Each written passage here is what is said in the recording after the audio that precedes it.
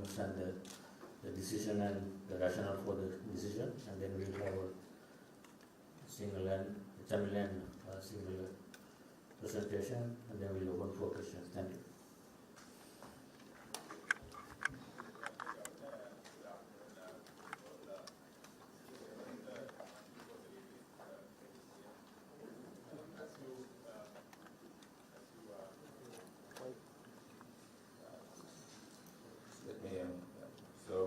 Good afternoon to you all. This is the 7th monthly policy review for this year. As you know, the Central Bank of Sri Lanka maintains the tight monetary policy stance, as was decided at the monetary board meeting yesterday. So the monetary board noted the tight monetary conditions prevailing at present, and the decelerating pace of inflation, and the envisaged disinflation path in the near term. And the monetary board was of the view that monetary conditions remain sufficiently tight at the moment in order to achieve the envisaged disinflation path. And also, board was of the view that the contractionary fiscal policies would complement the effects of tight monetary policy measures already in place, thereby anchoring inflation expectations and bringing down headline inflation to the target level of 4 to 6% over the medium term. Accordingly, the policy interest rates remain unchanged. The standing deposit facility rate remains at 14.5%, and the standing lending facility rate remains at 15.5%, and statutory reserve ratio (SRR) remains at 4%. We noticed that the monetary conditions continue to remain tight amidst rising market interest rates and significantly high liquidity deficit in the money market. As we see here on this chart, the market lending rates and market deposit rates continue to go up along with the government securities yields as well. The three-month residual yield rate is now above 32%, which has adjusted substantially during this monetary post-tightening cycle, which is the line right at the top of the chart. And then we have AWPR, the average weighted prime lending rate, which is the black line, is also above 26%. And the lending rate, average weighted lending rate, is now above 24%.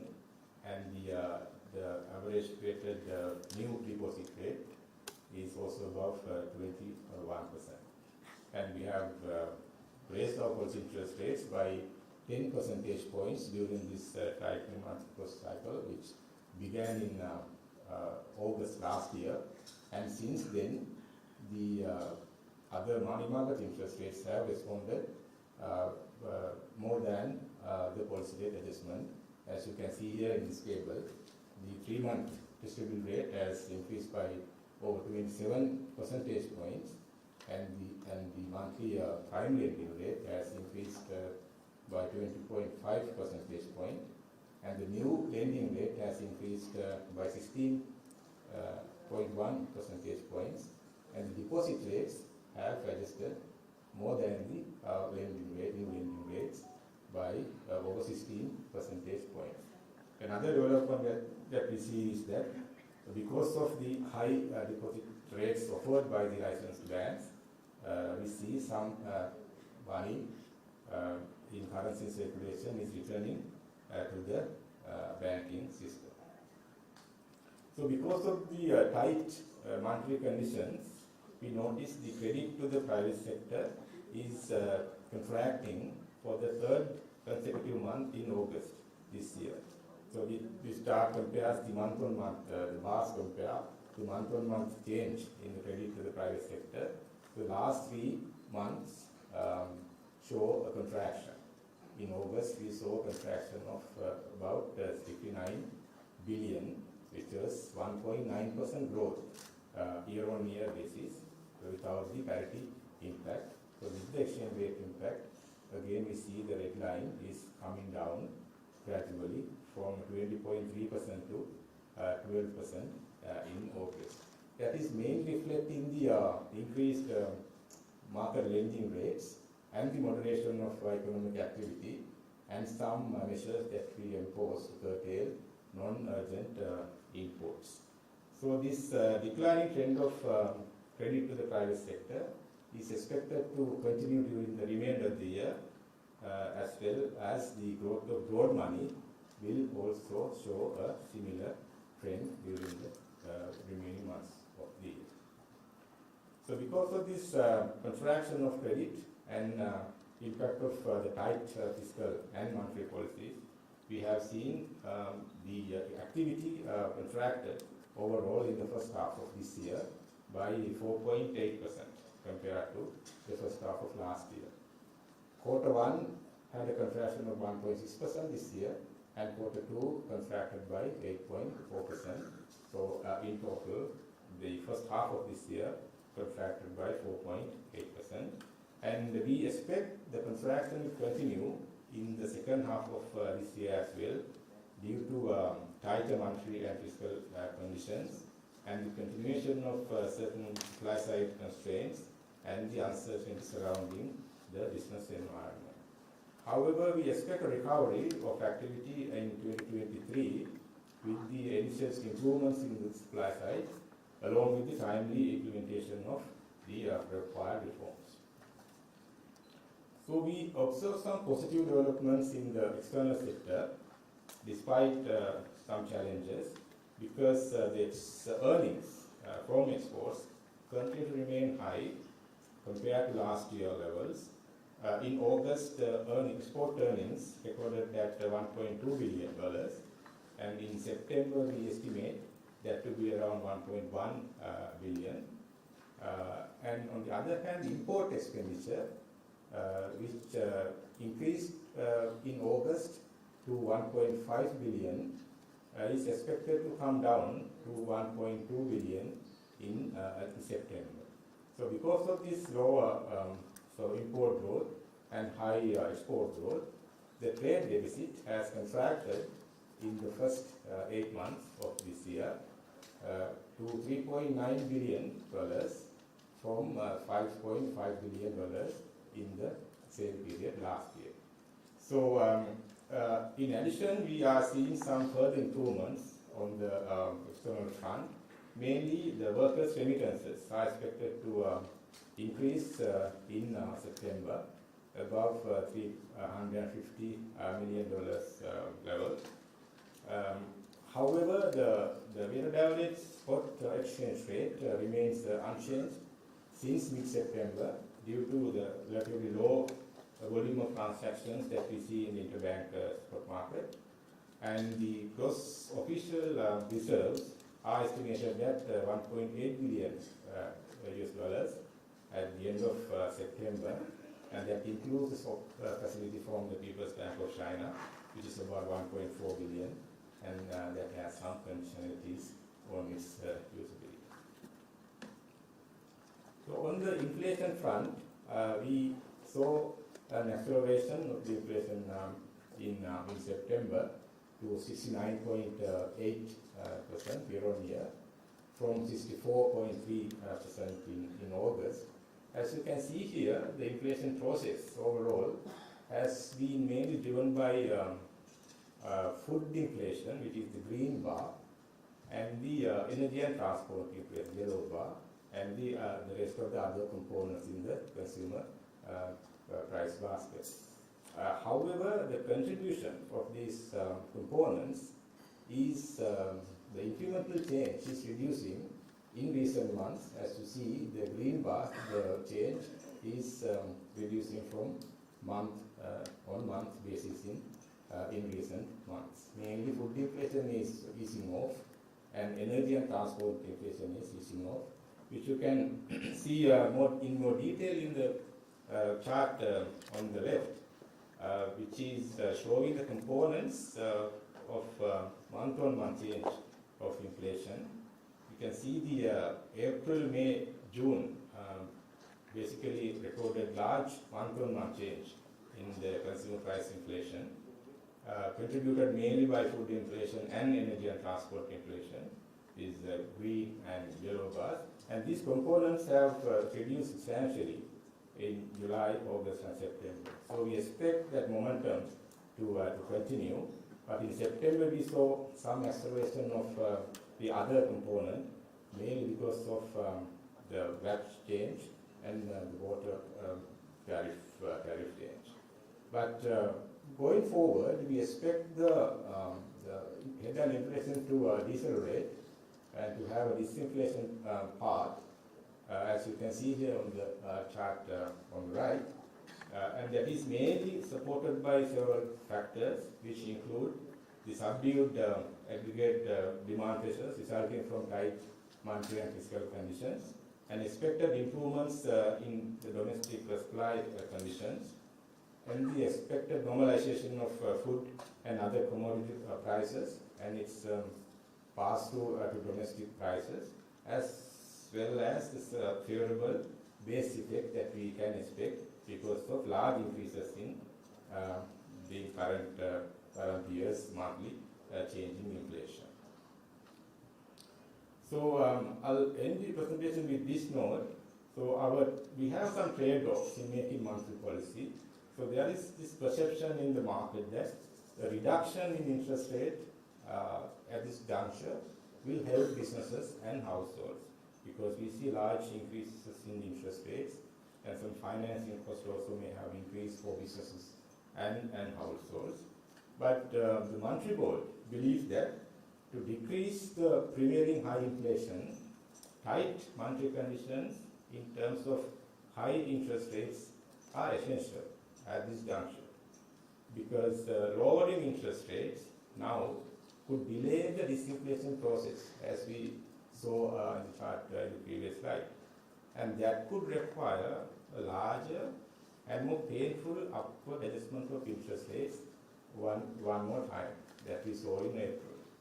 So therefore, the hardships faced by the people and businesses during this disinflation process are expected to be temporary, but any delay in this disinflation process will prolong and aggravate these hardships for all segments of the economy. Therefore, we expect the interest rates to be normalized once price stability is restored. So that's the presentation. My colleagues, Dr. Pabberia will do a similar presentation, and Dr. Jagajeevan will do the presentation in Tamil. Thank you.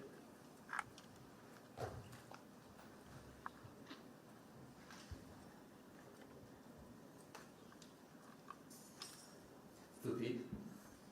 අයිබෝවන්. අද දින ශ්‍රී ලංකා මහා බැංකුවේ මුදල් මණ්ඩලය 2022 වසර නියමිත වූ 7 වෙනි මුදල් ප්‍රතිපත්ති විවරණය ප්‍රකාශයට පත් කළා. එෙහිදී ශ්‍රී ලංකා මහා බැංකුව සිය ප්‍රතිපත්ති පොලි අනුපාතික දැනට පවතින මට්ටමේ නොවෙනස්ව පවත්වාගෙන යාමට තීරණය කළා. මෙම තීරණයට එළඹීමේදී මුදල් මණ්ඩලය විසින් නවතම සාර්වාර්ථික තත්ත්වයන්, අපේක්ෂිත වර්ධනයන් සහ සාර්වාර්ථික පුරෝගතන සලකා බැලුවා. එෙහිදී දැනට පවතින පොලි අනුපාතික සමග දැඩි මුදල් තත්ත්වයන් මෙන්ම දැනට පවතින ඉහළ උද්දමනය තත්ත්වයන්ද සලකා බැලුවා.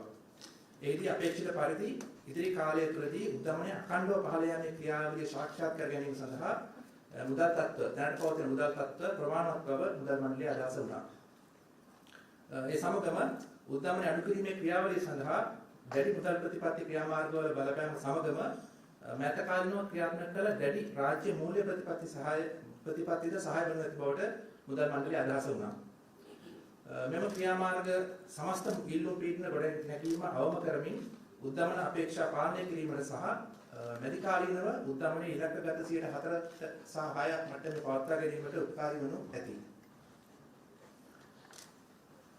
එම තීරණයත් සමග ප්‍රතිපත්ති පොලි අනුපාතික එනම් නිත්‍ය තැන්පතු පහසුකම් අනුපාතයේ 14.5ක මට්ටමේ නිත්‍ය ණය පහසුකම් අනුපාතිකයේ 15.5ක මට්ටමේ නොවෙනස්ව පවතිනවා. අපි දැන් මුදල් අංශය ගැන වෙත යොමු වෙමු. දැඩි මුදල් ප්‍රතිපත්ති ක්‍රියාමාර්ගය තවදුරටත් සම්ප්‍රේෂණය වීම හේතුවෙන් වෙළඳපොළ පොලි අනුපාතික අඛණ්ඩව ඉහළ යමින් පවතිනවා. මුදල් ප්‍රතිපත්තිය දැඩි කිරීම ආරම්භ කිරීම කළ 2021 වර්ෂයේ සිට දැන් මේ දක්වා පොලි අනුපාතික ප්‍රතිපත්ති පොලි අනුපාතික 10%කින් ඉහළ නමා තිබෙනවා. ප්‍රධාන වශයෙන් වෙළඳපොලේ පවතින දැඩි ද්‍රවශීලතා තත්ත්වයන් හේතුවෙන් බැංකු මගින් තම ප්‍රමුඛ ගනුදෙනුකරුවන්ට ලබා දෙන කෙටි කාලින ණය 20%කින් පමණ මේ කාලය තුළ 2020 අගෝස්තු මාසයට වැඩි වී තිබෙනවා. ඒ අනුව එය 26ක පමණ මට්ටමේ දැන් පවතිනවා.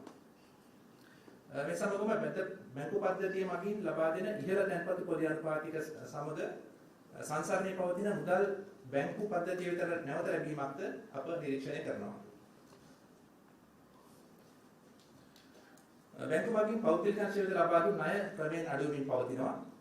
2022 අගෝස්තු මාසයේදී වාණිජ්‍ය බැංකුව විසින් පෞද්ගලික අංශය වෙත ලබා දුන් ණය අඛණ්ඩව තුන්වන මාසයකට සංකෝචනය වුණා. මේ සඳහා දැඩි මුදල් සහ ද්‍රවශීලතා තත්ත්ව ආර්ථික ක්‍රියාකාරකම් මන්දගාමී වීම මෙන්ම අත්‍යවශ්‍ය නොවන ආනයන සීමා කිරීමේ ක්‍රියාමාර්ගවල බලපෑමක් හේතු වුණා. පෞද්ගලික අංශය වෙත ලබා දුන් ණය අඩුවීමේ ප්‍රවණතාව වසර ඉදිරි කාලයේදී සිදු වනු ඇතැයි අපි බලාපොරොත්තු වෙනවා. ඒ සමගම පුළුල් මුදල් සැපයුම එහෙම නැත්නම් M2B වර්ධනයේද එවැනි ප්‍රවණතාවයක් අඩුවීමේ ප්‍රවණතාවයක් අපි අපේක්ෂා කරනවා. මේ අතරම මහා බැංකුව මගින් රාජ්‍ය අයවැය මූල්‍ය කිරීමේ අවශ්‍යතාවයද ක්‍රමයෙන් අඩු වෙන ඇතැයි අපි අපේක්ෂා කරනවා. ඒ සඳහා රජයේ බදු ඉහළ නැංවීම මෙන්ම රජයේ සතු ප්‍රධාන වාණිජ්‍ය ව්‍යාපාරවල අපේක්ෂිත ප්‍රතිශංස්කරණද ඉවහල් වනු ඇති. වසරේ පළමු මාස 6 තුළ ආර්ථිකයේ 4.8කින් පමණ සංකෝචනය වුණා. දැඩි මුදල් හා රාජ්‍ය මූල්‍ය තත්ත්ව අඛණ්ඩව පවතින සැපයුම් අංශයේ බාධා මෙන්ම පවතින අනිශ්චිතතා හේතුවෙන් 2022 වසරේ දෙවන භාගය තුළදීද ආර්ථිකය සංකෝචනය වනු ඇතැයි අපි අපේක්ෂා කරනවා. ඒ අනුව 2022 වසරේදී ආර්ථිකයේ ක්‍රියාකාරකම් සැලකිය යුතු මට්ටමින් සංකෝචනය වනු ඇතැයි අපි බලාපොරොත්තු වෙනවා. එහෙත් සැපයුම් අංශයේ අපේක්ෂිත වැඩි දියුණු වීම මෙන්ම අවශ්‍ය ප්‍රතිසංස්කරණ කාලෝචිත පරිදි සිදුවීම තුළින් 2023 වසරේදී ආර්ථික ක්‍රියාකාරකම් යථා තත්ත්වයට පත් වෙන ඇතැයි අපි අපේක්ෂා කරනවා. දැන් අපි විදේශාංශයට යොමු වෙමු. දැඩි අභියෝග මැදේ වුණත් විදේශාංශයේ ධනාත්මක වර්ධනයක් දක්නට ලැබෙනවා. අත්‍යවශ්‍ය නොවන ආනයන සීමා කිරීමට ගෙන ඇති ප්‍රතිපත්තිමය ක්‍රියාමාර්ගවල බලපෑම පිළිබිඹු කරමින් ආනයන වියදම අඩු වුණා. අපනයන ඉහළ විපැයීම් ඉහළ ගියා. ඒ අනුව වෙළඳ හිඟය සැලකිය යුතු ලෙස අඩු වුණා. විදේශ සේවා නීත්‍යයන්ගේ මාසික ප්‍රේෂණවලද යම්කිසි වර්ධනයක් අපි මැදදී දුටුවා. ඒ සමගම ඉදිරි කාලයේදී සංචාර ක්ෂේත්‍රයේ යථා තත්ත්වයට පත් වෙන ඇතැයි අපි අපේක්ෂා කරනවා. මෙම ධනාත්මක ප්‍රවණතා හේතුවෙන් දේශීය බැංකු පද්ධතියේ යම්කිසි විදේශ විනිමය ද්‍රව්‍යශීලතාවයේ යම්කිසි වර්ධනයක් අපි දුටුවා. ඒත් ගනුදෙනු ප්‍රමාණයේ යම්කිසි අඩුවීමක් සිදුවීම හේතුවෙන් 2022 සැප්තැම්බර් මාස මැද සිට බර තැබූ සාමාන්‍ය එතැන් විනිමය අනුපාතිකය නොවෙනස්ව පවතිනවා.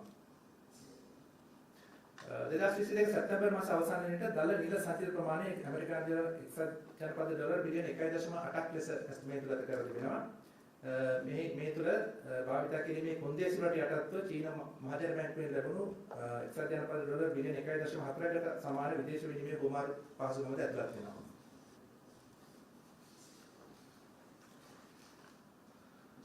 අපි කවුරුත් දන්නා උද්දමනයේ ඉහළ මට්ටමක පවතිනවා. මේ සඳහා ප්‍රධාන වශයෙන් සැපයුම් අංශයේ බලපෑම් හේතු වුණා. මෙම සටහනින් පෙන්වන ආකාරයට මෙම වැඩිවීමට ප්‍රධාන වශයෙන් බලපාන ලැබුවේ ආහාර උද්දමනය, බල ශක්ති සහ ප්‍රවාහන අංශයේ සිදු වූ උද්දමනය.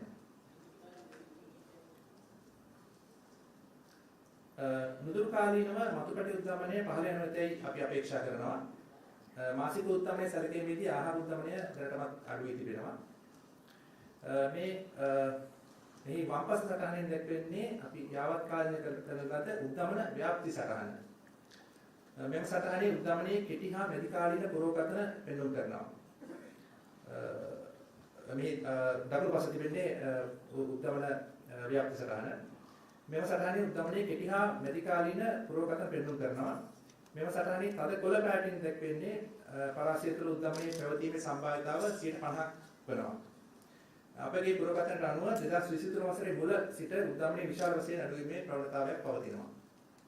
මේ සඳහා ප්‍රධාන වශයෙන් දැඩි මුදල් හා රාජ්‍ය මූල්‍ය ප්‍රතිපත්තිවල බලපෑම, දේශීය සැපයුම් තත්ත්වයන්හි අපේක්ෂිත වර්ධනයන්, ගෝලීය ආහාර සහ අනිකුත් වෙළඳ භාණ්ඩවල මිල ගණන් පහළ යෑම මෙන්ම හිතකර සංඛ්‍යානමය පදනමද උපකාරී වනු ඇති.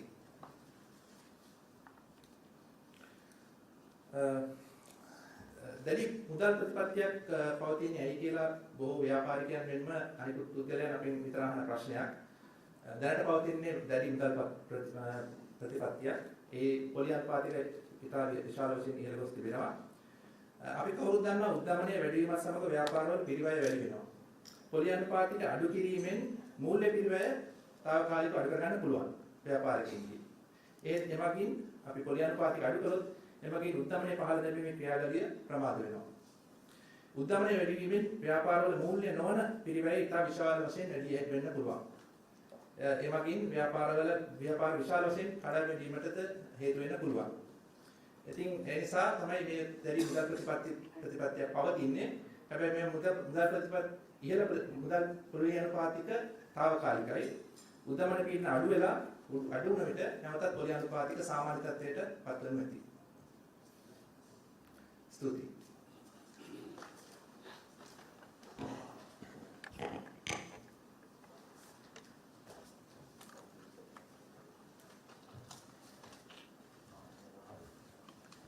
அனைவருக்கும் மதிய வணக்கங்கள். இலங்கை மத்திய வங்கி நாணய சபையானது நேற்று நடைபெற்ற அதன் கூட்டத்தில் கொள்கை வட்டி வீதங்களை மாற்றமின்றி அதே மட்டத்தில் பேணுவது என தீர்மானித்துக் கொண்டுள்ளது. இந்த தீர்மானத்தினை எட்டிக்கொள்வதில் பல்வேறு விடயங்கள் கவனத்தில் எடுத்துக் கொள்ளப்பட்டன. அந்த வகையிலே சபையானது எதிர்பார்க்கப்படுகின்ற பணவீக்கத்தின் வீழ்ச்சி பாதையில் பணவீக்கத்தினை கொண்டு செல்வதற்கு தற்பொழுதுள்ள நாணய நிலைப்பாடானது போதுமான அளவிற்கு இறுக்கமானதாக இருப்பதாக கர்சனையை கொண்டுள்ளது. அதே போல அண்மையில் நடைமுறைப்படுத்தப்பட்டு வருகின்ற இறுக்கமான இறை கொள்கை நடவடிக்கைகளும் ஏற்கனவே நடைமுறைப்படுத்தப்பட்டு வருகின்ற இறுக்கமான நாணய கொள்கைக்கு ஒரு ஆதரவினை வழங்கி எதிர்வரும் கால பகுதியிலே பணவீக்கத்தினை இலக்கிடப்பட்ட மட்டமான 4.6% மட்டத்திற்கு கொண்டு வருவதற்கு துணை புரிந்தன எதிர்பார்க்கப்படுகின்றன. அந்த வகையிலே கொள்கை வட்டி வீதங்களான துணைநீர் வைப்பு வசதி வீதமானது 14.5%, துணைநீர் கடன் வழங்கல் வசதி வீதமானது 15.5%, தொடர்ந்தும் காணப்படும். இந்த தீர்மானத்தினை மேற்கொள்வதற்கு கருத்தில் எடுக்கப்பட்ட மிக முக்கியமான விடயங்கள் தொடர்பான ஒரு சுருக்கத்தினை பார்க்கலாம். அந்த வகையிலே தற்பொழுது காணப்படுகின்ற நாணய நிலைப்பாடானது மிகவும் இறுக்கமானதாக காணப்படுகின்றது. அதற்கு அதிகரித்து வருகின்ற சந்தை வட்டி வீதங்கள் மற்றும் பணச்சந்தையிலே காணப்படுகின்ற மிக அதிகமான திரவத்தன்மை தொடர்பான பற்றாக்குறை என்பவை காரணமாக அமைகின்றன. எதிர்வரும் காலப்பகுதியிலும் இந்த நிலைமையானது தொடரும் என எதிர்பார்க்கப்படுகின்றன. அதே போல வங்கிகளினால் அதிகமாக வட்டி வீதங்கள் வைப்புகளுக்காக வழங்கப்படுவது சுற்றோட்டத்தில் உள்ள நாணயத்தின் அளவினை குறைத்து அந்த சுற்றோட்டத்தில் உள்ள நாணயத்தினை வங்கிகளுக்கு மீள திரும்ப செல்வதற்கு துணை புரிந்துள்ளது. அதே போல வங்கி தொழில் முறைமையினால் தனியார் துறைக்கு வழங்கப்பட்ட கொடுக்கண்ணை நோக்கும் பொழுது தொடர்ச்சியாக 3வது மாதமாக அது ஒரு சுருக்கத்தினை பதிவு செய்துள்ளது. எதிர்வரும் காலத்திலும் இவ்வாறான சுருக்கமான போக்கொன்று தொடரும் என எதிர்பார்க்கப்படுவதுடன் இவ்வாறான போக்கொன்று விரிந்த பண நிலைமையிலும் எதிர்வரும் காலப்பகுதியில் தொடரும் என எதிர்பார்க்கப்படுகின்றது. உள்நாட்டு பொருளாதார செயற்பாட்டினை பொறுத்தவரையிலே ஆண்டின் முதல் அரை பகுதியிலே பொருளாதாரமானது 4.8% சுருக்கம் ஒன்றினை பதிவு செய்துள்ளது. அதே போல 2ஆம் அரையாண்டு காலப்பகுதியிலும் ஒரு சுருக்கமான நன்மை ஒன்று தொடரும் என எதிர்பார்க்கப்படுகிறது. அதற்கு முக்கியமாக ஏற்கனவே நடைமுறைப்படுத்தப்பட்டு வருகின்ற இறுக்கமான நாணய மற்றும் இறை கொள்கைகளும் அதே போன்று நிரம்பல் பக்கங்களில் காணப்படுகின்ற பற்றாக்குறை நிலைமைகளும் வியாபார சூழலிலே காணப்படுகின்ற நிச்சயத்தன்மையும் இதற்கு முக்கியமான பங்களிப்பு செய்யும் காரணங்களாக காணப்படுகின்றது. இருந்த பொழுதிலும் 2023ஆம் ஆண்டிலிருந்து பொருளாதார செயற்பாடுகளில் ஒரு வீழ்ச்சி ஒன்று எதிர்பார்க்கப்படுகின்றது. இதற்கு நிரம்பல் பக்கங்களில் எதிர்பார்க்கப்படுகின்ற ஒரு முன்னேற்றகரமான மாற்றம் மற்றும் காலம் தவறாத கொள்கை சீர்திருத்தங்கள் நடைமுறைப்படுத்தல் போன்றவை முக்கியமாக பங்களிப்பு செய்யும் என எதிர்பார்க்கப்படுகின்றது. வெளிநாட்டுத்துறையினை பொறுத்தவரையிலே பல்வேறு சவால்கள் காணப்படுகின்றமைக்கு மத்தியிலும் சில சாதகமான அபிவிருத்திகள் அண்மை காலத்தில் பதிவு செய்யப்பட்டுள்ளன. அந்த வகையிலே வர்த்தக பற்றாக்குறையானது ஒரு கணிசமான அளவு வீழ்ச்சியினை ஆண்டின் முதல் 8 மாத காலப்பகுதியிலே பதிவு செய்திருந்தது. அதே போல மாதாந்த தொழிலாளர் பண அனுப்புதல்களில் ஒரு மேம்பாடு ஒன்று அண்மை காலங்களில் அவதானிக்கப்பட்டுள்ளது. அதே போல வெளிநாட்டு செலாவணி சந்தையிலே சில கொடுக்கல் வாங்கல்களில் உடனடி கொடுக்கல் வாங்கல்களில் ஏற்பட்ட மந்தமான நிலைமையின் காரணமாக தற்பொழுது உடனடி செலாவணி வீதமானது மாற்றமின்றி சில காலங்களாக காணப்படுவதனை அவதானிக்கக்கூடியதாக இருக்கிறது. மொத்த அலுவல்சார் ஒதுக்கினை நோக்கும் பொழுது செப்டம்பர் மாதம் இறுதி அளவில் ஐக்கிய அமெரிக்க டாலர்கள் 1.8 பில்லியன் பெறுமதியாக காணப்பட்டது. அதே போல பணவீக்கத்தினை நோக்கமாக இருந்தால் பணவீக்கத்தின் அண்மை காலத்தில் அவதானிக்கப்பட்ட ஒரு உயர்வானது பெருமளவிலே 2/3 பகுதியானது முக்கியமாக உணவு மற்றும் வலு தொடர்பான கூறுகளில் இருந்து வந்ததனை காணக்கூடியதாக இருக்கின்றது. கடந்த சில மாதங்களில் இந்த கூறுகளில் ஒரு மந்தமான போக்கொன்று காணப்படுவதை அவதானிக்கக்கூடியதாக இருக்கிறது. அதே போல எதிர்வரும் காலப்பகுதியிலே ஒரு பணவீக்கத்தின் வீழ்ச்சி பாதை ஒன்று எதிர்பார்க்கப்படுகின்றது.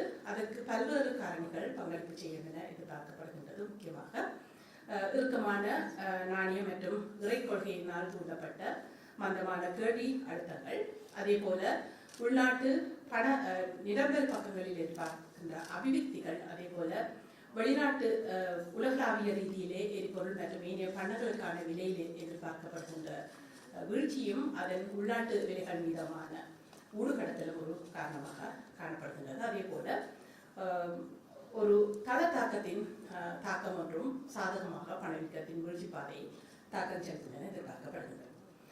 இங்கு முக்கியமாக கவனத்தில் எடுக்க வேண்டிய ஒரு முக்கிய விடயமாக காணப்படுவது பொதுவாக பொதுமக்களிடையிலும் வியாபாரங்களுக்கு இடையிலும் தற்பொழுது இந்த நாணய கொள்கையின் நிலைப்பாடானது இலகுவாக்கப்பட வேண்டும் என்ற ஒரு அபிப்பிராயம் காணப்படுகின்றது.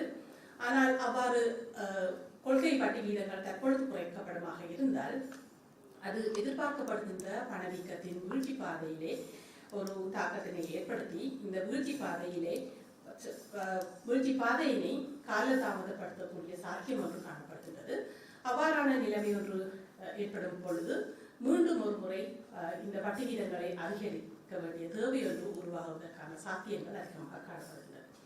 ஆகவே நாணய சபையானது இந்த அதிகரித்த வட்டி வீதங்கள் மற்றும் இறுக்கமான நாணய நிலைப்பாட்டின் காரணமாக பொதுமக்கள் மற்றும் வியாபாரங்களுக்கு பல்வேறு இடர்பாடுகள் இருப்பதனை கவனத்தில் கொண்டுள்ள பொழுதிலும் இந்த பணவீக்கத்தின் வீழ்ச்சி பாதையினை கொண்டு செல்வதற்காக இந்த இவ்வாறான ஒரு இடர்பாடுகள் தற்காலிகமாக எதிர்நோக்கப்பட வேண்டிய தேவை ஒன்றினை வலியுறுத்துகின்றது. அந்த அடிப்படையிலே எதிர்வரும் காலப்பகுதியிலே இந்த விலை உறுதிப்பாடானது நிறுத்தப்படுகின்ற பொழுது இந்த வட்டி வீதங்கள் குறைக்கப்படும் என்கின்ற ஒரு கருத்தினையும் நாணய சபை இங்கு முன்வைக்க விரும்புகிறது. நன்றி.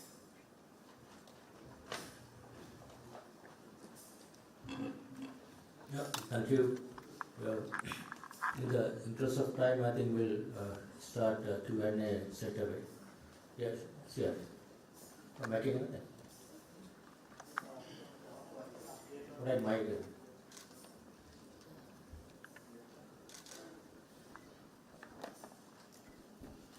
Can you brief us on the update on the IMF discussion, Governor? Because it has been almost 1 month since they agreed for this the loan. What has been the update, and then any specific meetings the central bank had with the creditors, especially the bilateral creditors, and what's the update on that as well? Thank you. Thank you. I think, as you all know, we reached the staff level agreement, I think, 1st of September. And since then, you all know we had basically several steps towards that's where we started the restructuring process and approaching and discussing with the creditors, external creditors specifically. And then there was one major event was that we made a presentation, a global presentation to all the creditors, giving the information that we can share at that point. and that was starting point, and in between we had several bilateral and consultation with financial advisors, and also technical meetings with the bilateral partners, and as well as representatives of the commercial creditors. Now we are in the process of having these discussions going forward. So I think 21st of last month we had this 23rd presentation, and then in between also the section president went to Japan, had meetings with Japanese authorities. In Manila, at the ADB meetings, he had meetings with some of the representatives of bilateral creditors representatives. And that process will continue. In between, there have been meetings with Minister of Finance, the authority to negotiate with relevant bilateral creditors and their representatives. And we will continue that discussion going forward when you go to the IMF annual meetings on the sidelines. We would expect to continue with that process with the relevant parties going forward. Governor, can you brief in Sinhala same month? Yeah,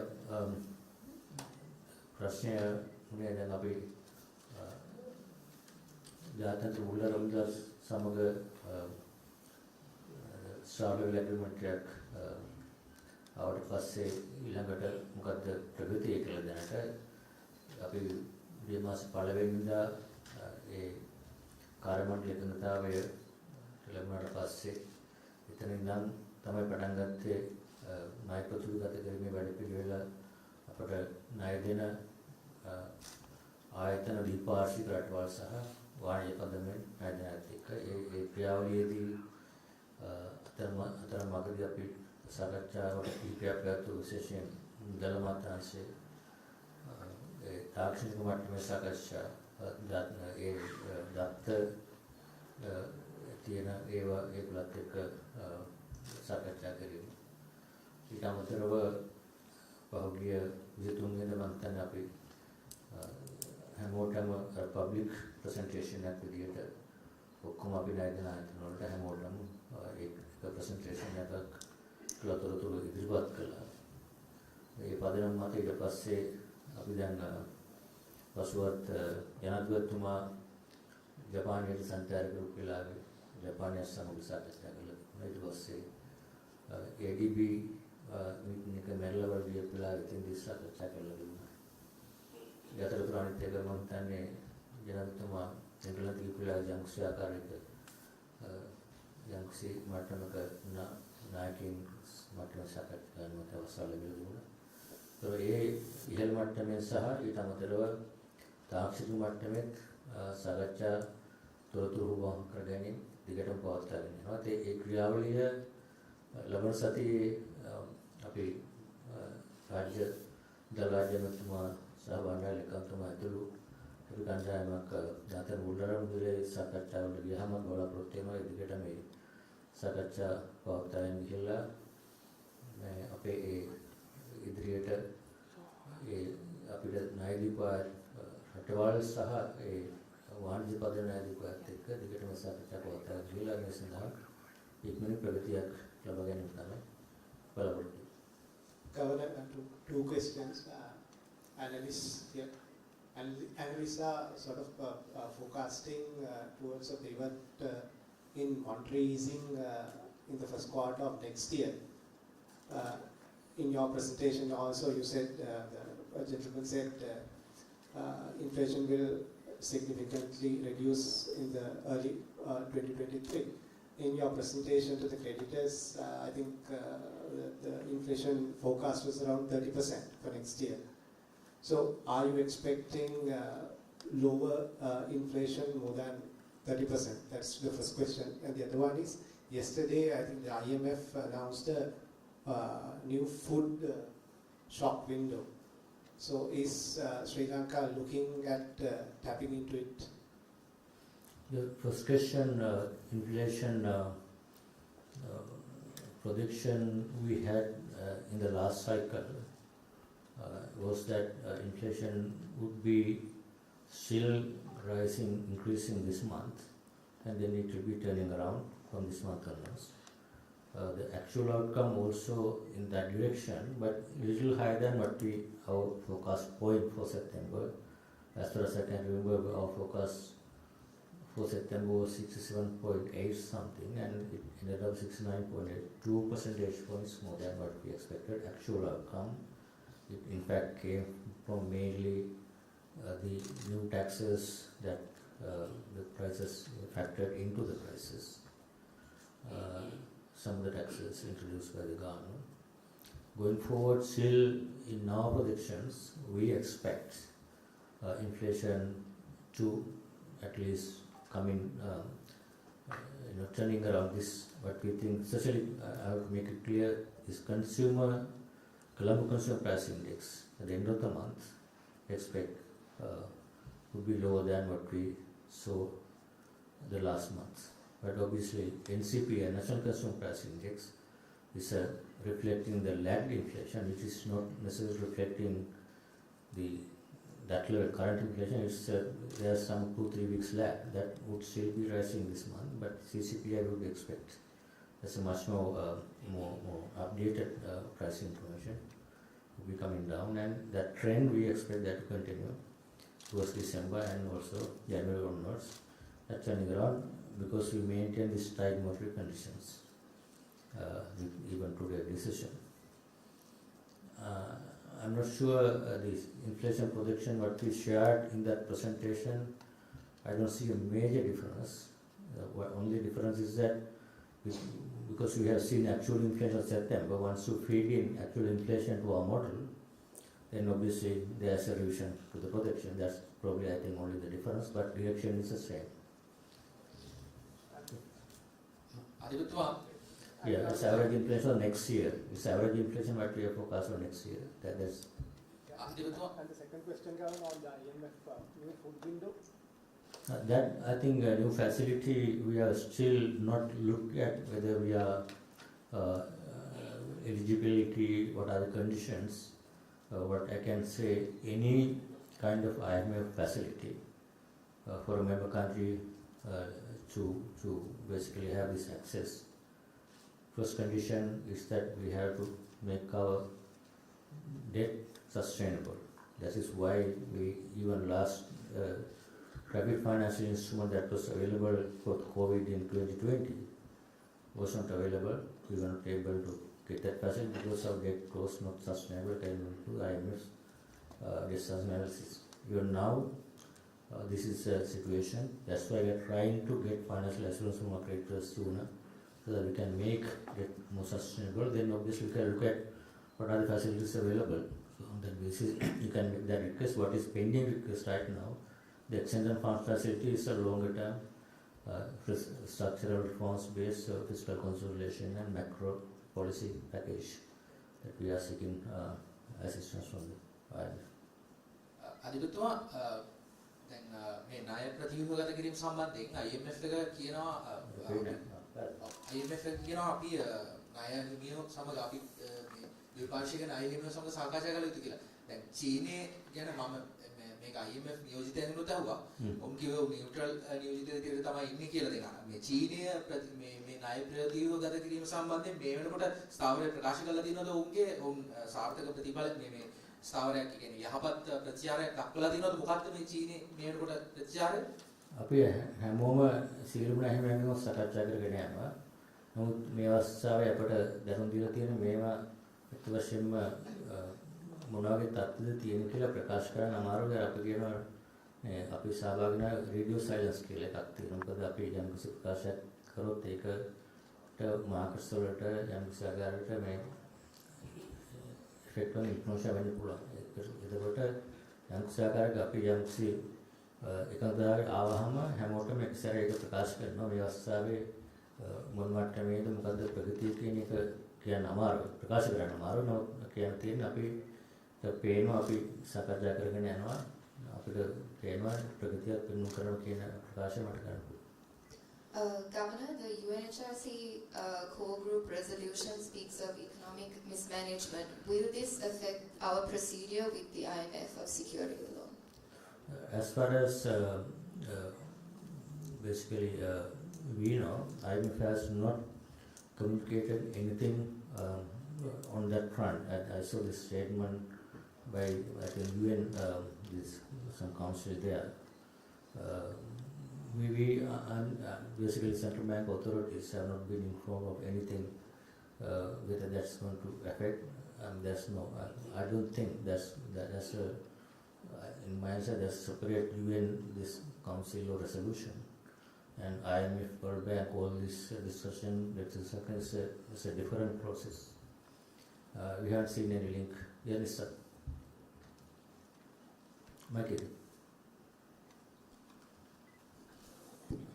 Prime Minister recently mentioned in Parliament that this SLA was a draft agreement. That's one question, and then also there is this question about why is not made it public, because you promised when you assumed office on transparency. What's the real issue? Is it why are you holding it back?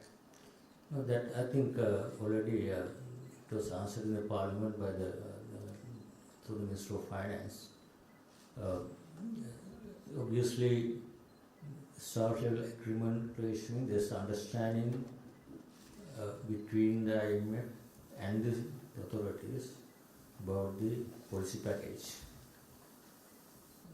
It will become an agreement once this, before it goes to the board, the minister and the governor on behalf of the authority usually sign this, then it becomes an agreement, then that agreement would be submitted to the executive board of the IMF before they plan to submit that after we get financial assurances.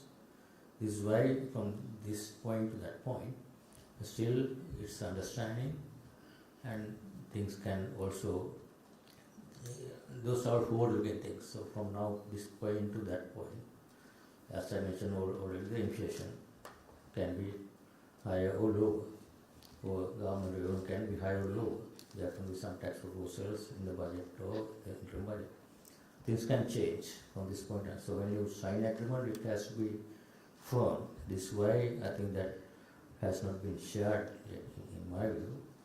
Obviously, because it's agreement between the IMF and the authorities to reveal detailed information of that kind of understanding, you have to have a consent of the both parties of the disclosure. That's also important thing that even all the IMF program, and obviously, so when you look at, I don't see anything kind of in terms of policy directions.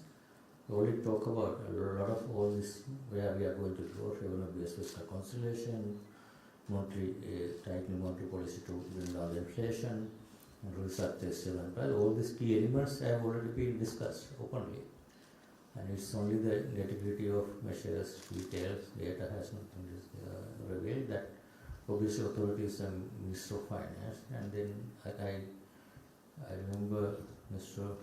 President mentioning that at some point they will share that with the party leaders and then the cabinet, and that it will be shared in the parliament as well. I think that's the process, I think.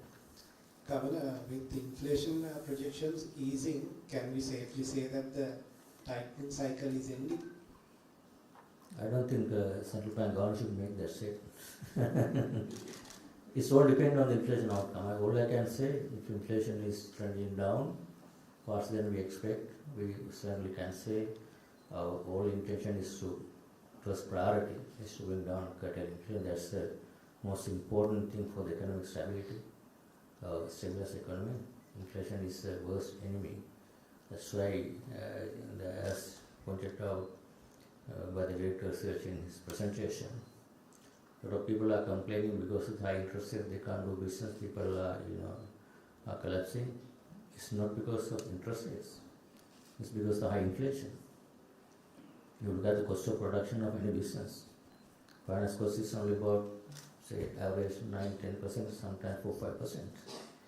Or 90% of the cost of production is the wages, transport, raw materials. All are basically increase as a result of inflation. So if that goes continuously with runaway inflation, then businesses will remain collapse. That's why the small component is the finance cost. That despite that has been increased, why that has been increased is to curtail the increases of other components of the cost of production. That's why everyone will have to understand why interest rates need to be maintained at high levels to control inflation. And once, if we see a clear trend of inflation curtailing and coming down, then obviously we have a space to bring down interest rates. Yeah, this again.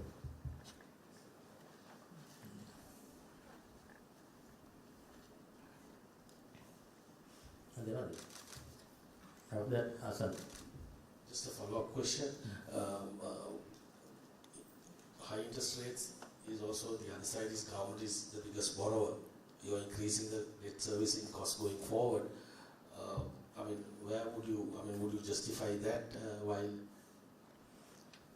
Yeah, high interest rates obviously, that's why even the fiscal consolidation, what the government will have to bring is the primary surplus of the fiscal account. That is the important variable that will address the debt, bring the debt into sustainable levels. Primary surplus of deficit means excluding interest expenditure. So that's the exogenous variable that government can control. What is under government control is the revenue and expenditure, excluding interest expenditure.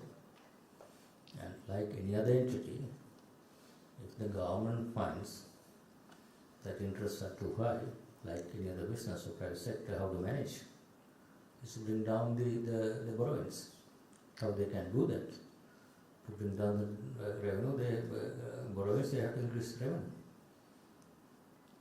So that's why this is a combination of fiscal policy and increase government revenue so that their borrowing requirements would be lower, and as a result, the interest expenditure also can be lower going forward, and they can achieve the primary surplus at any interest rates. Even that's, if that argument goes well, even last couple of years, we had very suppressed low interest rates and low government revenues, led the central bank to print a lot of money.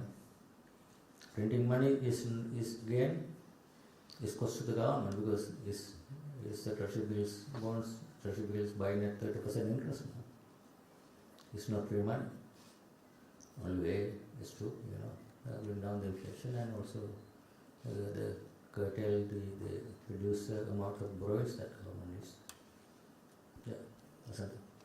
Governor, President mentioned today in Parliament about deposit rate control. Can you tell us something about that? And Deposit rate control? I didn't see that. He said they want to bring. If you can exactly, in fact, I did not see the statement that President was making. I'm not sure whether he meant to support the deposit. Also, the bank balance sheets seem to be weakening as expected, I think you had. Is there any more actions contemplated, and also can you give us an update on the banking act that you are planning to bring?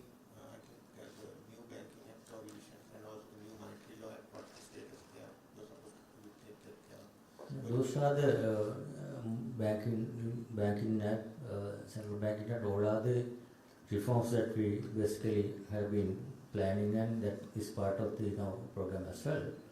So we have commitments to deliver.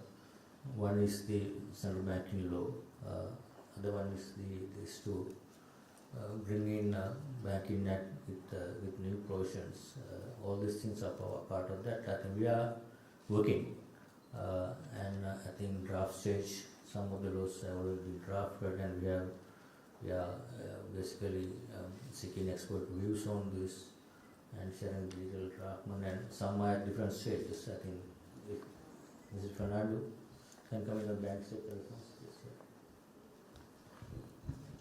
On the Banking Act, we had almost done a kind of an amendment, new act, but again we have to do a little bit more consultation also there, because we want to expand on the resolution area. So that is happening now. Again, as Derana said, it's also part of the policy package that we have to kind of implement.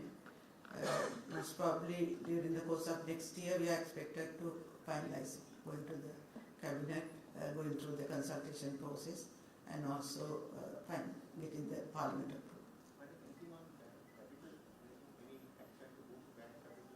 Yeah, now action in the sense currently because of the concessions and moratorium that has been in place, we have not had the kind of proper assessment of the banking system. So there is an effort to do a diagnostic study, especially on the big banks, that is the large banks. And after that study, we will be doing an assessment. And based on that assessment, if there is capital requirements needed, we have to go for the recapitalization also.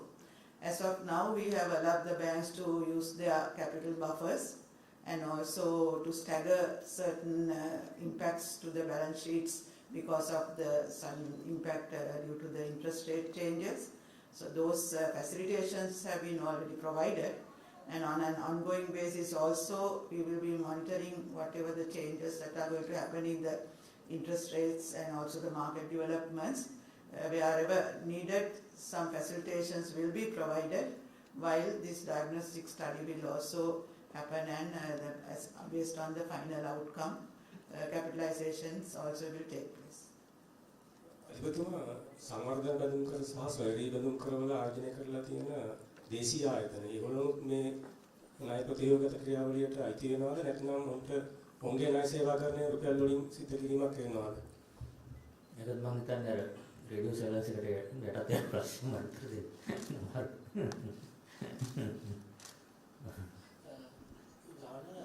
you were quoted in the local papers, local media that you were expecting the IMF loan to be approved by, the first tranche to be approved by end of this year, whereas one of the top IMF officials has said they can't predict the timing. Any update on that? I mean, do you have more information about the creditors meeting? No, I think what I said and what I said both are same. The way that media basically has reported this is only the difference.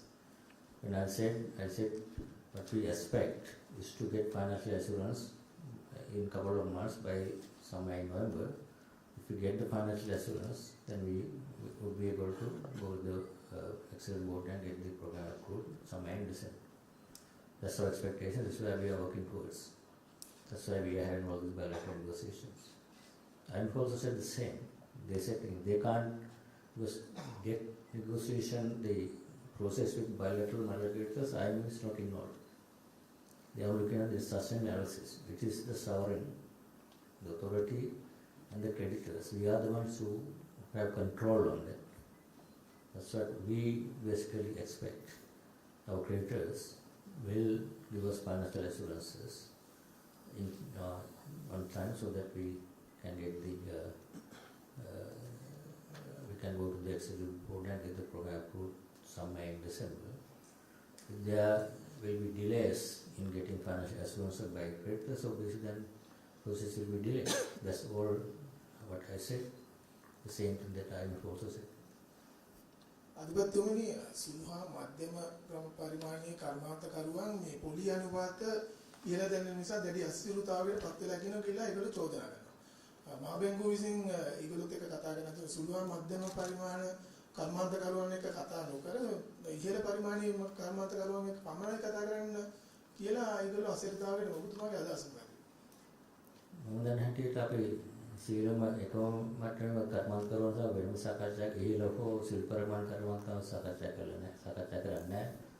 මුදල් ප්‍රතිපත්තිය පොලිය අනුපාත ප්‍රතිපත්තිය කියන්නේ මහා බැංකුව සාධිනව ගන්න තීරණයක් රටේ සර්වාත්‍රික ස්ථාවරතාවය අනුව සහ මුද්‍රණය සහ ඒ වගේ දේවල් බල ගන්න තීරණයක්. ඒ ගැනීමේදී අපි අත් වශයෙන්ම රටේ ආර්ථිකයේ පවතින දේවල් ගැන අපේ දත්ත ගැන බලලා එහෙම කරනවා. නමුත් අපි එහෙම මේ එක කණ්ඩායමකින් හෝ වෙනත් කණ්ඩායමකින් උපදේශන කරන්නේ. එතකොට මම දැකලා තියෙනවා සුළු මධ්‍යම පරිමාණ කර්මාන්තකරුවන් විසින් යම් කරුණු දක්වලා තියෙනවා මේ පොළි අනුපාතය නිසා කරගෙන යන්න බෑ කියලා. ඒ නිසා තමයි මම කිව්වේ විශේෂයෙන් සුළමත්කරන කර්මාන්තකරුවන්ගේ ඒ පිරිවැය බැලුවහම ඊට මේගොල්ලන්ගේ ෆයිනෑන්ස් يعني පොලිය ණය ගෙවීමේ පිරිවැය කියන එක 4.5% ප්‍රමාණයක් තියෙනවා. මුළු පිරිවැය 100ක් ගත්තොත් 4.5% වැඩිම 7ක් වඩා තමයි සුළමත්කරුවන්ගේ ණය නිසා ඇති වෙන පිරිවැය 95%ම තියෙන්නේ ඒ අනිකුත් අමුද්‍රව්‍ය වලට ट्रांसपोर्ट වලට පඩි නඩි ගෙවන්නේ වැඩිවීම. ඒ වැඩිවීම මොකද? ඒ වැඩි වෙන්නේ උද්දමනය නිසා.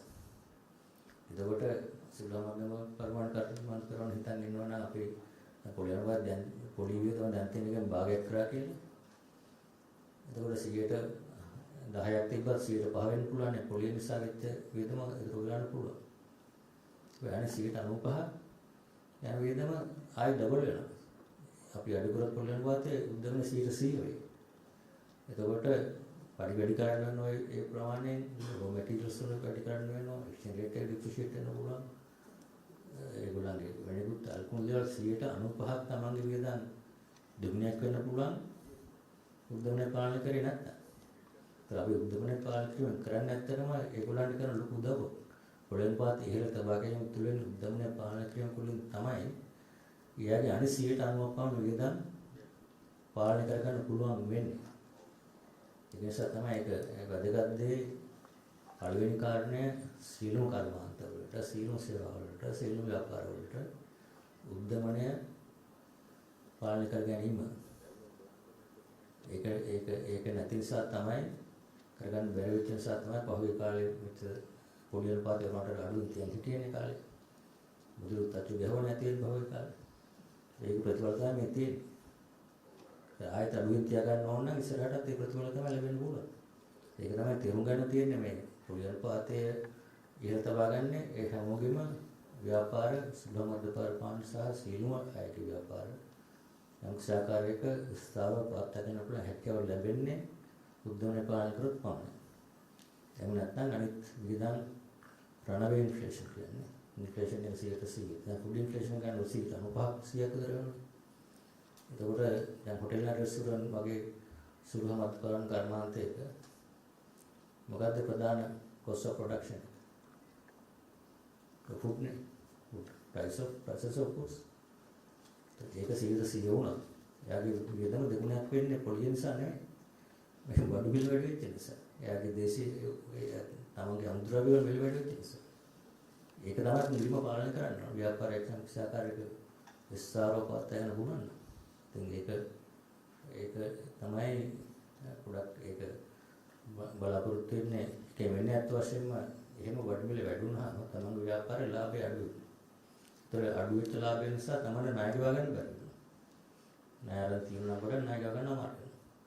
ඒතර තමයි ඒගොල්ලෝ දැනෙන්නේ මේක නිසා වැටෙනවා කියලා. ඒක ඇත්තම ඒක නිසා නෙවෙයි වැටෙන්නේ. තමන්ගේ අනිකුත් දේවල් වල මිල වැඩි වෙච්ච නිසා තමයි ලාභය අඩු වෙලා ණය ගෙවා ගන්න බැරි වෙන්නේ. ඒක අඩස් ගන්න අර විදිහම පාලනය කරන්න ඕන මුලින්. ඒතකොට තමයි යම් සාකර ස්ථාර කරන්න පුළුවන්. එහෙම නැතුව පොලියන වාතය අඩු කරොත් මට පැහැදිලි කියන්න පුළුවන් ව්‍යාපාර කොහොමද ඉක්මනව කඩකට. මේ තරම පවතන යන බෑ. ඒක ඔබතුමාල වුණත් ඒක මාධ්‍ය තුලින් මම හිතන්නේ වැදගත් පණිවිඩයක් රටට කියන්න. මේක ප්‍රධාන කාරණය උද්දමනය පාලනයට ගියොත් රටක් ව්‍යාපාර සිදුව මධ්‍ය පරිමාණ හෝ ව්‍යාපාරයක කරගෙන යන්න බෑ. ඉක්මනින් කඩකට. දැනට ව්‍යාපාර ආර්ථිකය හැකිලා තියෙන්නේ. ව්‍යාපාර අඩපණ වෙලා තියෙන්නේ. මේ වැඩි උද්දමයට උරුත් දෙන්න බැරි නිසා ව්‍යාපාර වලට. පොළි අනුපාතය නිසා නෙවෙයි. පොළි අනුපාතයත් එක හේතුවක් තමයි ණය ගන්න බැරි වෙන්නේ. නමුත් ව්‍යාපාර නැත්තේ බිස්නස් අඩුලා තියෙන්නේ විශේෂයෙන් දේශීය. ඒක නිසානේ එක්ස්පෝර්ට් ඉන්ඩස්ට්‍රීස් වල කුෂන් එකක් තියෙනවා. මොකද ඒගොල්ලෝ කරන්සි එක ඩිප්‍රීෂিয়েට් නිසා යම්සාක රුපියල් වලින් යම්සාකාරයක ඒගොල්ලන්ට සපෝට් එකක් තියෙනවා. නමුත් අනිත් අයගේ සපෝට් එක නැහැ. ඒ නිසා තමයි ව්‍යාපාර ලසිත තත්ත්වයක් තියෙනවා. ඒක ගොඩ ගන්න මේ තත්ත්වය පවත්වාගෙන යන්න ඕන. උද්දමනය අඩු කර ගැනීම තමයි වැදගත්ම දේ. ඒ තමයි අපේ ප්‍රධාන කාර්යභාරය. අපි වගකීම මහ බැංකුව විදිහට. අධිවත්තුමා ඔබතුමා ප්‍රකාශ කළ IMF මූල්‍ය පහසුකම් ලබා ගැනීමේ මෙතෙක් ප්‍රගතිය ක්‍රියාවලියේ ඊළඟට දැන් දෙසැම්බර් මාසෙ වෙනකොට විධායක සභාවේ අනුමැතිය ලැබිලා හෝ ඊට ප්‍රමාදයක් සහිතව ඒ අනුමැතිය ලැබෙනින් පස්සේ වාරික ලැබෙන පටන් ගන්නවා. ඒ නම් වාරික කීපයක් සමාන දෙකක් එකපාරට ලැබෙනවා. නමුත් ඒ මුදල ප්‍රමාණවත් නැති නිසා අපේ විදේශ විනිමය අර්බුදයේ විසඳන ගන්න අපිට තවත් මුදල් හොයාගන්න අවශ්‍ය වෙනවා. අන්න ඒ ක්‍රියාවලිය කොහොමද IMF එකේ මුදලයි තවත් අපිට මුදල් හොයාගන්න වෙන මේ විදේශ විනිමය අර්බුදයේ විසඳන ඉදිරියට යන්න ඒ සැලසුම් කොහොමද? ඒකට වැදගත් ප්‍රශ්නයක් දැන් අපි IMF එකෙන් අත්‍යවශ්‍යම බලාපොරොත්තු වෙන මුදලේ ප්‍රමාණයට වැඩිය අපේ වැඩපිළිවෙල සහ ණය ස්ථාවර කියන්නේ සස්ටේනබල් කරාම අපි දරාගත ප්‍රමාණය ණය මට්ටම අඩු කර ගැනීම සහ අපේ වැඩපිළිවෙල අනිකුත් ආයතන පිළිගන්න වැඩපිළිවෙල බවට පිළිගැනීම තමයි දාතන මුලන් ප්‍රදාන කරන්නේ. ඒකට ඒ කරන අතරතුරේ මුදලුත් යම් කිසි කොටසක් දෙනවා කොටස් වශයෙන් මේ වැඩපිළිවෙල අවුරුදු 4ක් තුළ සාර්ථකව ක්‍රියා කරගෙන ගියොත්. ඒතර ඒ විශ්වාසය යොමු දැන් අපි දාතන මුලන් එක අනුමත කරා කියලා කියන්නේ ඒ වැඩපිළිවෙල පිළිඅරගෙන ණය ප්‍රතිගත කිරීම සාර්ථකත්වය ලබා ගන්නවා කියලා කියන්නේ. ඒකත් එක්කම කෙටි කාලීනවම ලැබුණාට පස්සේ ලෝක බැංකුව ආසියානු සම්බන්ධ බැංකුව වගේ වයින් අමතර තවත් මූල්‍ය පහසුකම් අමතර ලබා දෙනවා. ඒක තමයි දෙවෙනි. කියන්නේ විදේශ විනිමය පැත්තෙන් ලැබෙන සාහනය. තුන්වෙනි සාහනය තමයි විශේෂයෙන් දැන් අපි ගත්තොත් ණය ප්‍රතිවිභාග කරගත්තේ නැත්නම් අපිට ගෙවිය යුතු ණය ප්‍රමාණය ප්‍රතිවිභාග කරගත්තේ නැත්නම් කොහොම අපි ඩෙට් ස්ටෑන්ඩ් නෝස්කරන නිසා දැන් ගවන්නේ නැත්නම් අවුරුද්දකට බිලියන 6ක් විතර ණයත් ගෙවන්න තිබුණානේ. ඒතර ණය ප්‍රතිවිභාග කර ගැනීම බලාපොරොත්තු වෙන ඊළඟ අවුරුදු 4-5 තුළ අවුරුද්දකට ගෙවන්න තියෙන බිලියන 6 විතර ණය ප්‍රමාණය හැදිතරම් ගෙවන්න තියෙන ප්‍රමාණය අඩු කරලා දීර්ඝ කාලිනව ගෙවන්න කියලා අපි ඒකලත් එක්ක කරගත්ත plan. ඒතකොට ඒ තුලින් විදේශීය පැත්තේ සහන තුන් පැත්තෙන් එකක් දාතන මුල්වල මුදල දෙන යම්කිසි ප්‍රමාණය ඊට අමතරව World Bank ADB වගේ මන්ත්‍රාලය ඒජන්සීස් වලින් දෙන සපෝට් එක ඊට අමතරව ගෙවිය යුතු ණය ප්‍රමාණය වාගයක් කොටතර අඩු කරගත්තොත් එතනින් එන ඉතිරි ගෙවීම. ඒතර ඒ ප්‍රමාණය එහෙම සහනයක් ලැබුණාම අපේ අදහසේ විදිහට මේ තියෙන විදේශ විනිමය අර්බුදය සෑහෙන දුරකට සමනය කරන්න පුළුවන්. අනිත් කාරණය තමයි එහෙම තත්ත්වයකට ආවහම යම්කිසි විදේශ ආයතනයේ විශ්වාසයක් වෙන අපි යම්කිසි නිවැරදි වැඩපිළිවෙලක ඉන්නේ. එතකොට තවත් උද්ගලංශයකට බැංකුව වලට උදාහරණයක් විදිහට දැන් බැංකුව වලට යම්කිසි ආකාරයක ඒගොල්ලන් වැඩ කටයුතු තුළ විදේශ ණය ප්‍රමාණය ගන්න යම්කිසි විදේශ ක්‍රෙඩිට් ලයින්ස් ගන්න පුළුවන්. CPC එකට දැන් මේ සල්ලි වෙනකොට මාස 6ක ක්‍රෙඩිට් වලින් තෙල් ගන්නන්න පුළුවන්. ඒ වගේ short term credit lines, medium to long term credit lines. ඒ වගේ සෑහෙන ප්‍රමාණයකින් දැන් තියෙන අමාරු විදේශ විනිමයයෙන් අමාරු තියෙන අමාරු තත්ත්වය ඒ වැඩ පිළිවෙලකට ගියොත් ඒ කාලය තුල කර ගන්න පුළුවන්. ඒත් එක්කම අර අනිකුත් structural reforms කියන බලාපොරොත්තු වෙන්නේ ඒ මුදලින්ම ප්‍රමාණයක් නෙවෙයි. රටේ ආර්ථිකය අනිත් පැත්තට සංසාරයකට පරිවර්තනය කර ගන්න ඕන. රට ආරක්ෂම තවත් විදේශ විනිමය හොඳට උපයා ගන්න පුළුවන්.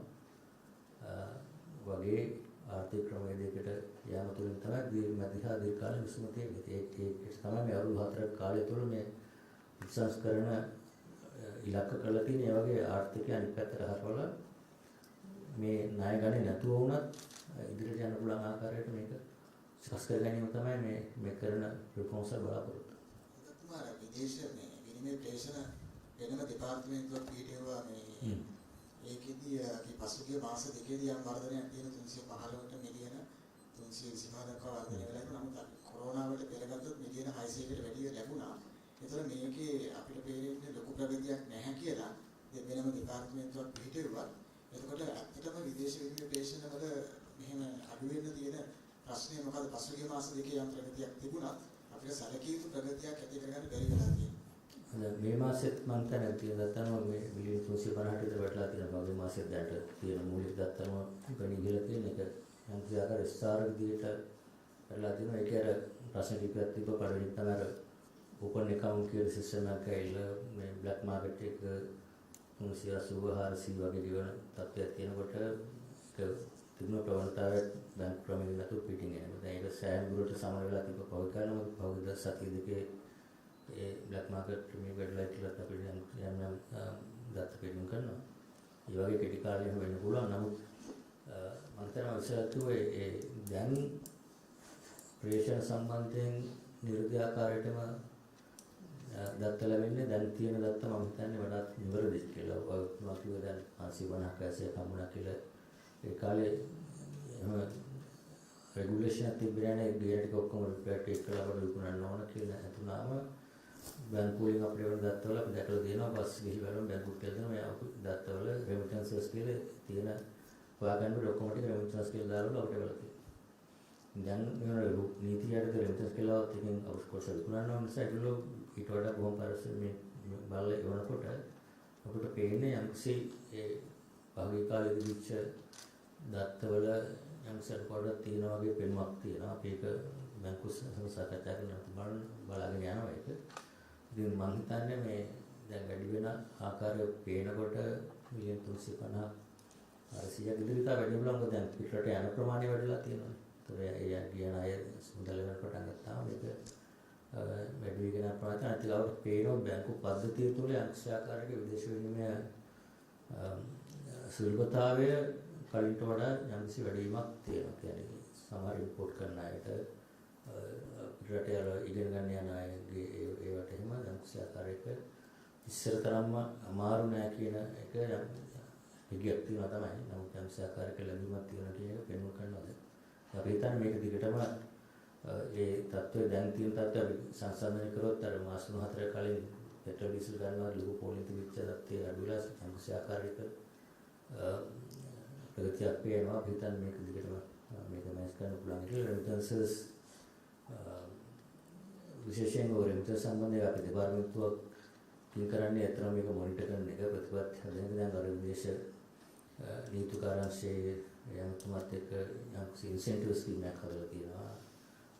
ඒක ඉන්සෙන්ටිව් වැඩි කරලා තියෙනවා. ඒ තුලින් බලාපොරොත්තු වෙන විශේෂම අපිට බලාපොරොත්තු වෙන්නේ මේ රෙමිටන්සස් බැංකු ක්‍රමය තුලින් ගෙන්නීම තමයි අපේ එන්කරේජ් කරන්නේ. ඒ ක්‍රමය තුලින් ආවොත් ඒ මුදල් පාවිච්චි කරන්න පුළුවන් අවශ්‍ය දේවල් වලට. ඒක තමයි තියෙන ප්‍රධාන අරමුණ.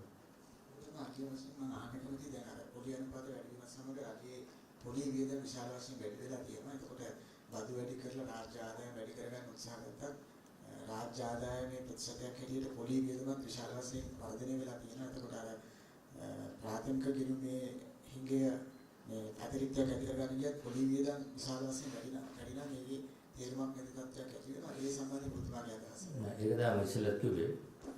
දැන් පොලි අනුපාතයේ අඩුම තිබිච්ච අවුරුදු දෙකක් තියෙනවා 2020 අවුරුදු දෙකේ.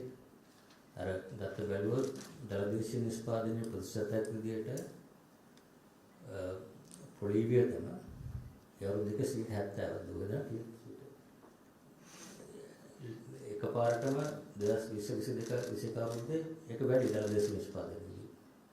අර මතක හැටියට ඒක තිබිච්ච 40 50 70 වටම ගිහිලා තියෙන්නේ. ඒ අඩු පොලි අනුපාතයක් කියන එක තීත් තමයි ඒක වෙලා තියෙන්නේ. දැන් පොලි අනුපාතයේ අඩුවෙන් තිබ්බ කියලා රජයේ කියන්නේ රජයේ ආදායම සාපේක්ෂව දේශීය නිෂ්පාදනය සාපේක්ෂව කියන්නේ වියදම් බලන්න රෙවෙනියු එකට ආදායම සාපේක්ෂව 20 අවුරුද්දේ 21 අවුරුද්දේ 70ක් ගිහිලා තියෙන පොලි අනුපාතය පොලි ගෙවීම තමයි වියදම. අපිට බලන්න ඕන දැන් පොලි අනුපාත වැඩි කරාට පස්සේ රටේ ආදායමෙන් කොච්චර ප්‍රතිශතයක් යනවාද කියන එක ආදායම කොච්චර ප්‍රතිශතයක් යනවාද කියන එක. ඒක තමයි දැන් මේ අවුරුද්ද අපි බලමුකෝ. දැන් අපි ගමු දැන් 70ක් ගියා නම් රටේ ආදායමෙන් ගිය අවුරුද්දේ පොලි ගන්න. අවුරුදු දෙකේ 100ට අර සප්‍රස් කරලා අඩුවට තිබුණා අපි සල්ලිත් අතු ගහලා දීලා හොඳටම. ඒක වැඩිලා තියෙන ප්‍රධාන හේතුව අය හිගේ වැඩි නිසා. ණය වැඩි පුරාගෙන නිසා තමයි පොලි ගෙවන වැඩි වෙලා තියෙන්නේ. පොලි අනුපාතය වැඩි වෙච්ච ඒ නිසා පොලි අනුපාතය ඒ නිසා තමයි මහ බැංකුවකින් පොලි අනුපාතය තීරණය කරනකොට මහ බැංකුව තියෙන රටේ මූල්‍ය ප්‍රතිපත්තිය ක්‍රියාත්මක කරන්නේ. රජයේ මූල්‍ය ප්‍රතිපත්තිය කියන්නේ කොහොමද? රටේ මූල්‍ය ප්‍රතිපත්තිය කියන්නේ මහ බැංකුවක් කියන රටේ මූල්‍ය ප්‍රතිපත්තියට අනුව පොලි අනුපාතය සකස් කරනවා. එතකොට රජයේ මූල්‍ය ප්‍රතිපත්තියට අනුව පොලි අනුපාතය අඩුවෙන් තියාගත්ත නිසා ගිය අවුරුදු දෙකේ හැබැයි සල්ලි අතු ගහලා අපි මේ දත්තට මොකද රට ගැන බලන්නේ නැතුව රජය ගැන විතරක් බලලා තමයි කටයුතු කරලා තියෙන්නේ. ඒක නිසා තමයි හේතුවම අර මහ බැංකුවක් ස්වාධීන වෙන්න ඕන කියන ඕන රටක මූල්‍ය ප්‍රතිපත්තිය කියන්නේ. රජය සහ බුද්ධිකාංශය කියන එක එකතු කරලා රට දිහා බලලා තමයි රටේ මූල්‍ය ප්‍රතිපත්තිය තීරණය කරන්නේ. ඒතර මොකද්ද නිවැරදි පොලි අනුපාතය රටට මේ වෙලාවේ උද්දමනය පාලනය කරන්නේ. ඒක තමයි පරමාර්ථයේ ඒක අදහස. ඒතර එහෙම බලනවා තමයි මහ බැංකුවක් ස්වාධීනව රටේ පොලි අනුපාතය තීරණය කරන්න ඕන රටේ අවස්ථාවවල. ඒක තමයි රජයේ පොලි අනුපාතයේ පොලි වියදම වැඩි වෙන නිසා පොලි අනුපාතය වැඩි තියාගත්තොත් ඒක රටට කරන හානියක්. ඒතකොට රටේ උද්දමනය වැඩිලා මුළු රටම එකට ගෙවන්න යනවා රජය. ඒක තමයි කියන්නේ ෆිස්කල් ඩොමිනන්ස් ඉන් මොනිටරි පොලිසි කියලා කියන්නේ. මේ සාකච්ඡාවේ වැදගත් වෙන්නේ මහ බැංකුවක් රටේ මූල්‍ය ප්‍රතිපත්තිය පොලි අනුපාතය තීරණය කිරීම ස්වාධීනව කරන්න ඕනේ. අදබතුමා මේ ප්‍රශ්නයක් තියෙනවා. මේ ආනයනික භාණ්ඩ සම්බන්ධයෙන් යම් තහනමක් මේ වෙනකොට තියෙනවානේ දැන්. ඕකේ මේ සමහර ওই භාණ්ඩ මේ අතරම මේ යම් රැකියා සම්බන්ධ තියෙනවා යම් මෙහෙ නිෂ්පාදනය කරන්නේත් නැහැ. මේ සම්බන්ධයෙන් මොකක් හරි මේ යම් පරිසහනයක් මොකක් හරි ඉදිරියේදී වෙනවද මොකක්ද මේ ගැන? ඒක මුදල් අමාත්‍යාංශයේ තමයි ඒක තහනම් කරලා තියෙන්නේ. ඒගොල්ලෝ සාහන දෙන්නෙත් ඒගොල්ලෝ ඒකට ක්‍රමවේදයක් තියෙනවා. ඒ සුගත දෙකලා තිබ්බනේ අත්‍යවශ්‍ය දෙයක් තියෙනවා. ඒ කියන්නේ ඉල්ලීමක් කළා ඉම්පෝට් කන්ට්‍රෝල් ඩිපාර්ට්මන්ට් එකෙන් ඒ සාහනේ මම දැන් දැනටම 700 ගණනකට දීලා තියෙනවා. අවශ්‍ය වෙයි මගේ අදහස විතර අවශ්‍ය නැහැ අනවශ්‍ය කොටත් තව දීලා තියෙනවා. ඒ වෙලාවේ එක හේතු ව්‍යාපාරිකයන්ගේ අවස්ථාවලට දීලා දෙනවා. මම කියන්නේ අපි තමයි නිර්දේශ කරේ මේ තියෙන නිර්දේශ වෙන මේ ආදායමෙන් ගැලප ගන්න ඕන නිසා මේ වෙලාවට අත්‍යවශ්‍ය නොවන කියලා හිතෙන දේවල් ටික සීමා කරන්න කියලා අපි නිර්දේශයක් කරා අපි මහ බැංකුවසේ. ඒ අනුව මුදල් අමාත්‍යාංශයේ සිනේ අමුතු මුලින්ම දැම්ම යම්කිසි බෑන් එකක් ඊට පස්සේ ඉල්ලීම අනුව යම් දේවල් රිලීස් කරලා තියෙනවා. ඉතින් ඒක අන්තිම ප්‍රශ්නය මත අසන්ත ඩෙකේෂන් ඊට පස්සේ මොටර් බෝඩ් මෙන්න කියන තමයි.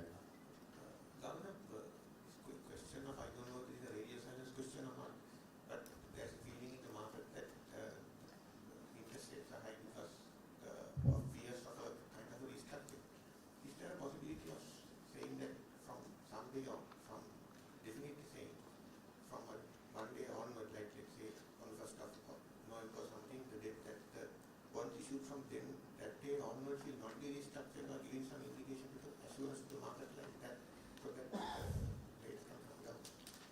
I don't think I can. I mean, I still can't comment on that because I don't know. I mean, that's question.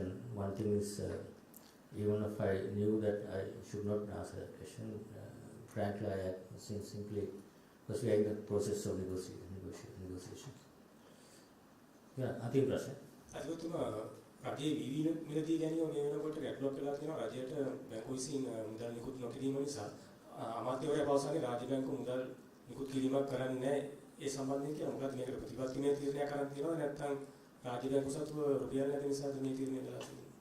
ඒක මම හිතන්නේ වියලි මණ්ඩල සහ රාජ්‍ය බැංකුව අතර වෙන වාණිජ කන්දක් විදිහට තමයි අපි දකින්නේ. ඒක අපි මහ බැංකුවෙන් මේ ගැන මැදිහත්වීමක් කරන්න අපි රෙගුලේටර්නේ. බැංකුවට කියන්නේ අර නෑද මේ අන්නද මේ අතර නෑද කියලා. අපේ රෙගුලේටර් කෙනෙක් විදිහට අපි යම්කිසි දේවල් අපි කියලා තියෙනවා නේද ක්‍රමවේද මොනවද කරන්න කියලා. ඒකට ඒගොල්ලෝ CPC එකටද පැඩි බෝඩ් එකකට නෑද එක බැංකු දෙක විසින් තමන්ගේ එක්ස්පෝෂර් ගන්නවා.